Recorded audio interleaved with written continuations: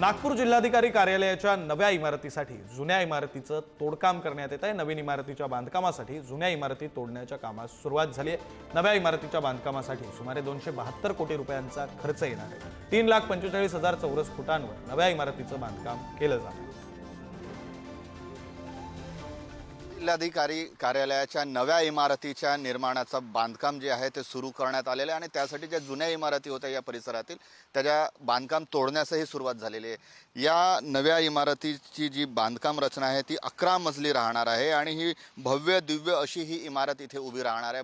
नवीन जिल्हाधिकारी कार्यालयाची इमारत आहे ती 11 मजली असून 250 कार पार्किंगची सुविधा त्यामध्ये देण्यात येणार आहे आणि सोबतच जे आहे ते जिल्हाधिकारी कार्यालयातील जे विभाग आहेत ते संपूर्ण विभाग या इमारतीमध्ये येणार आहेत आणि विभागीय आयुक्त कार्यालयातील देखील 27 विभाग जे कार्यरत आहेत ते या इमारतीत कार्यरत असणार आहेत।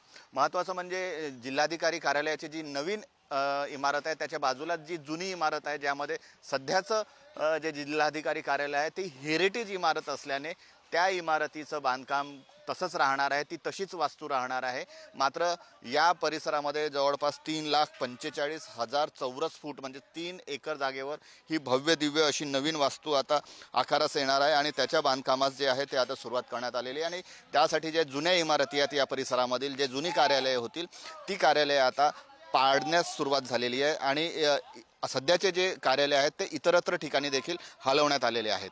कॅमेरामन मंगेश हस्तकसह जितेंद्र शिंगाडे, पुढारी न्यूज, नागपूर।